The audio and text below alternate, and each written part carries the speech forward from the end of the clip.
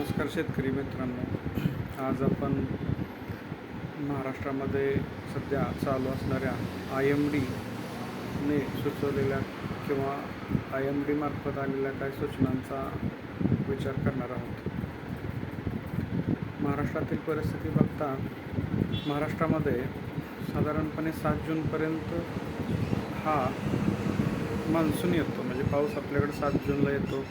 आपल्या ग्रामीण भागात म्हणतात की मृग नक्षत्र 7 जूनमध्ये येतं. पण आता आपण पाहतोय की आज तारीख आहे 16 जून, तरी पण पाऊस आलेला नाही.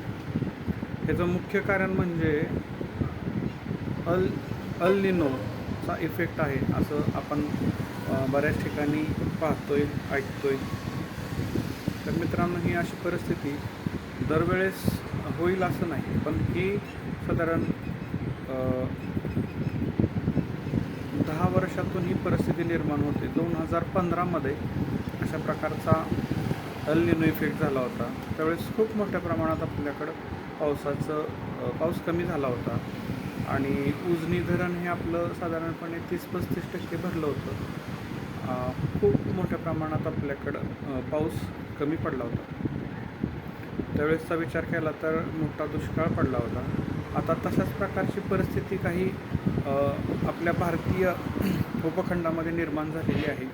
आज जर आपण पावसाचा विचार केला तर महाराष्ट्रामध्ये कुठेही पाऊस नाही आणि कुठेही ढग नाही. साधारणपणे 20-21 तारखेला कोकण किनारपट्टीवर थोड्या प्रमाणात पाऊस होण्याची शक्यता आहे, तसं आपल्याला दिसत आहे मॅपवरून.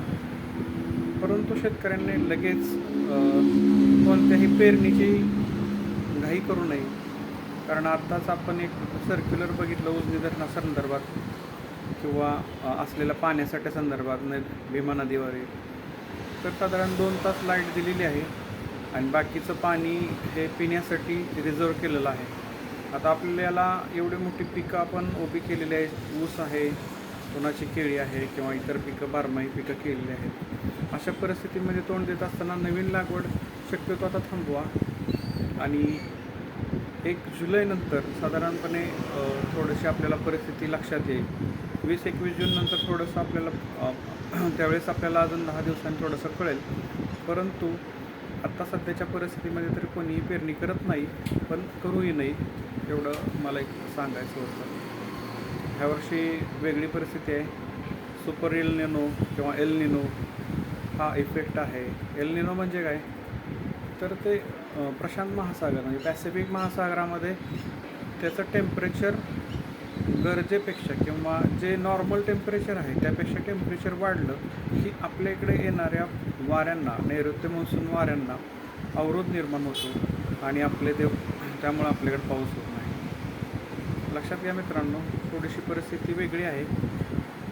ह्यानंतर आपण ज्या काही IMDच्या किंवा स्कायमेटच्या सूचना असतील त्याप्रमाणे आपण संपर्कात राहूया. नमस्कार, जय श्रीराम.